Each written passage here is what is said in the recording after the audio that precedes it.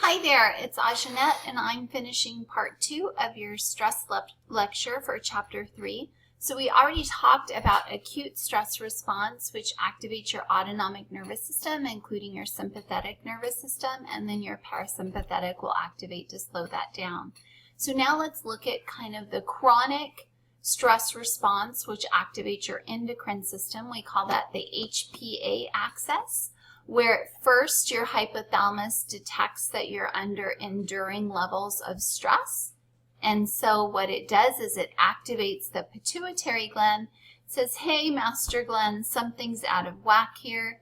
You need to respond accordingly. And that then activates the adrenal gland in the medulla part of the adrenal gland, which is the middle part of the adrenal glands. And then that releases cortisol. So remember, the cortex of the adrenal glands is involved in the autonomic nervous system response with the glucocorticoids. And then the medulla part of the adrenal gland is involved in the stress response, and it releases cortisol through the immune system. And so essentially, people who are exposed to higher levels of long-term stress are then, we actually have shown that they have higher levels of cortisol in their bloodstream. There's actually a study done that showed that pregnant mothers that were exposed to chronic stress actually gave birth to fetuses that had elevated levels of cortisol as well. So it certainly can impact pregnant mothers especially. So also long-term cortisol exposure, it really suppresses the immune system, and this is part of what makes you more vulnerable to illness, is when that immune system is suppressed for extended periods, your body doesn't have the strength and the endurance to fight off disease and illness, and it makes you more susceptible to like heart disease, ulcers, which we'll talk about in a second, the relationship with the Helicobacter pylori bacteria. But and it can also make you vulnerable to psychological illness. Stress is positively correlated with risk of mental health disorders, so those are things to think about. It also impairs your hippocampus, and hippocampus is largely associated with our memory functioning.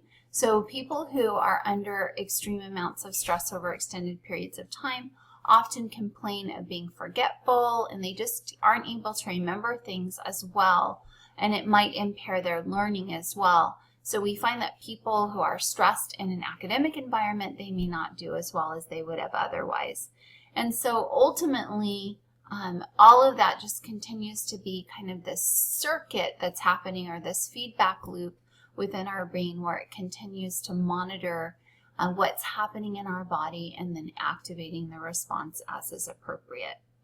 So Hans Selye did the research on, again, that stress response, and he created what he called the general adaptation syndrome, which outlines the relationship between stress and our physical health. And he outlined it in terms of stages, where in the first stage, our body's in an alarm phase where our stress response is triggered and activated. It's mobilizing the resources, releasing the glucocorticoids, and it's trying to generate the energy necessary to fight through that stress. And then if it persists and it's chronic stress, we enter phase 2, which is a period of prolonged resistance, where we're trying to get our bodies to just cope and survive through that stress. And in that phase, that's when more of our endocrine response is active. And that actually is what is going to start producing the cortisol for that enduring stress response. And then after the stress has lapsed, we can enter, or we reach an absolute phase of burnout, we can reach phase 3, which is utter exhaustion. And all of our reserves are depleted, and now we're much more vulnerable due to that long-term exposure, and we're susceptible to illness, as I mentioned, physical and psychological, and minor and serious. So we need to keep in mind that prolonged stress can also be related to diabetes, because it's activating your glucose levels in order to generate additional energy, and it can negatively impact your ability to produce a healthy level of T cells, which is an instrumental part of our immune system. So some of the things that have been related to stress and illness are stress disorders. There are a certain subset of psychological disorders that are directly related to stress, including acute stress disorder and post-traumatic stress disorder, both of which are kind of the body's stress response after they've experienced a trauma, where PTSD might be activated months after the trauma.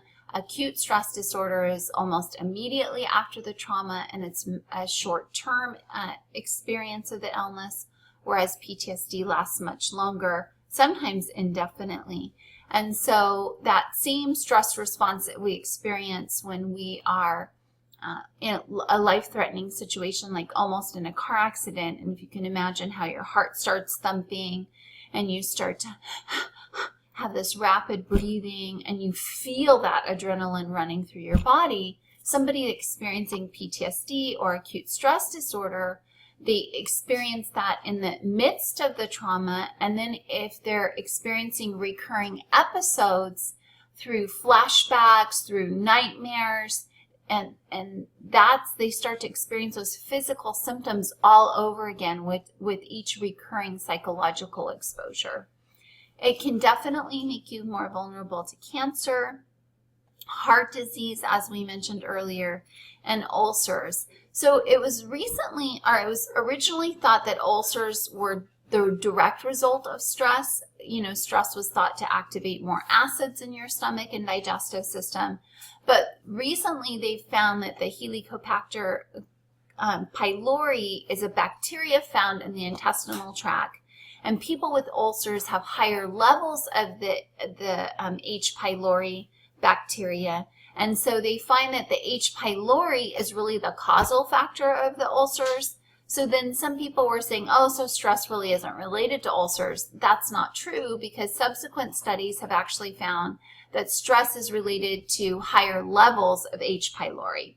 So it's kind of an indirect or mediating effect where stress causes increases in the bacteria, which then causes the ulcers.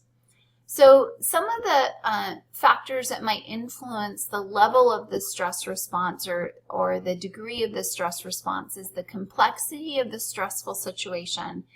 Does it have a simple origin? Is there a potential solution? How intense is the circumstance, and how long is it lasting? And as I mentioned, those chronic stressors can be debilitating, and the most common debilitating and chronic stressors that we're exposed to is kind of dead-end jobs and unhealthy relationships. Also, the type of personality that you have. Maybe you've heard of someone as a type A or a type B personality. Type A are really high-strung. They're very intense. They tend to react to things very dramatically. They're easily upset. They can also show some hostility and pushiness, higher rates of anxiety and kind of neurosis, where they want things done a certain way, and they're very intense and want things done at a certain pace, and they're always kind of pressuring and rushing people around them. I know I live with one of those.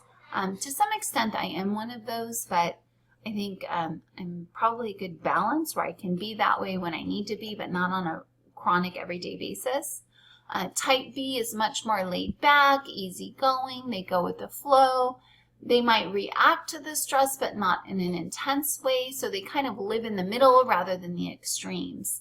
And we have shown research where type A personality is definitely correlated with a greater risk of illness and higher levels of stress.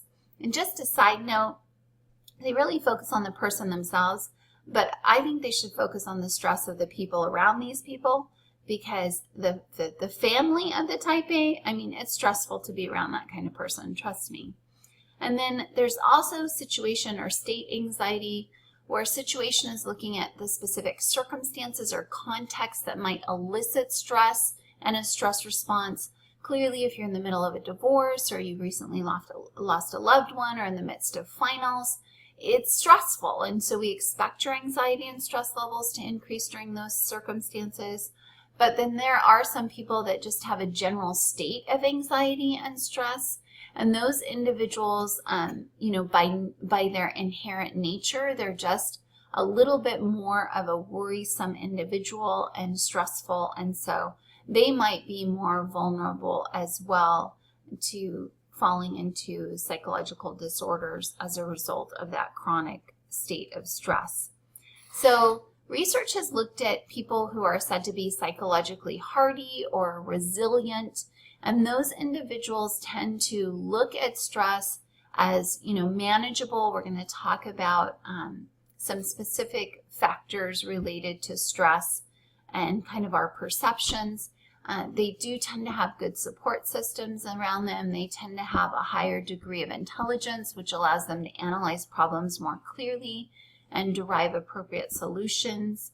And so they also tend to have more of a problem-focused form of coping. An emotion-focused form of coping is often directed at kind of managing the emotion or the reaction to stress. So for me, like when I'm really stressed out, I haven't been managing my stress really well. I'm using avoidance tactics lately. But when I was still sleeping in the same room with Mike, I would really have to calm myself down, and I'd have to take deep breaths. And when I was expected to crawl in bed with him at night when I really didn't want to be next to him, it was a bit of a challenge. And so I had to manage that emotion. Sometimes managing our emotions means falling into defense mechanisms and kind of trying to squash those emotions, where we might rationalize our behavior. We might be in denial of the severity of the problem. And, denial allows us to have reduced emotional responses, which is why Mike uses it on a regular basis. Okay, problem-focused form of coping is really when you're looking at the problem itself. You're identifying what's the source or the stressor involved here. What are some potential solutions? How can I respond accordingly? And ultimately eradicate and eliminate the problem. Ultimately, we're never going to be able to eliminate all stressors in our lives, although trust me, we can daydream about it. But we ultimately need to learn how to manage our stress response or cope with our stress more than eliminate our stress. And some of the ways we can do that is through exercise, just maintaining a healthy diet, overall just trying to stay in good health. Additionally, maintaining an internal locus of control versus an external locus of control, which is about our mindset. This, I might look at factors outside of myself that control my circumstances, which can be disempowering and somewhat debilitating. This is where I'm looking within myself as the main person who can solve the problem, or at least change my attitude about the problem. And so it very much gives me the power and ability to change the circumstances of my life. I definitely maintain more of an internal locus of control. I'm a humanist, so I believe you're in control of your own destiny. Having a positive self-image and overall self-worth and self-esteem is really important to make you feel equipped. And again, going back to that empowerment, strong social skills are important so that you can articulate your needs, reach out to others, and lean on your social support network, because that network is a critical factor and predictor of your long-term health and well-being. Having the material resources. So I remember when I was in a different financial situation, at the end of the month, I had more bills than I had money. That was very stressful. So certainly having the ability to pay those bills and meet those obligations can help you manage your stress. So good financial management and budgeting can be valuable. Relaxation techniques where you can actually control your physiological response. And then biofeedback, where we can actually measure your tension levels in response to stress, and we can teach you to kind of consciously, deliberately slow down your body, relax your muscles. So I want you to be mindful of the things in your life that are causing you stress. Be mindful of how your body responds to stress, how you view stress, and how you are able to kind of perceive that stress and perceive your ability to resolve that circumstance. And then think about how you blow off steam, or how you need to blow off steam in a healthy way to maintain your long-term health and well-being. Okay, so that's it. I'll see you with the next chapter.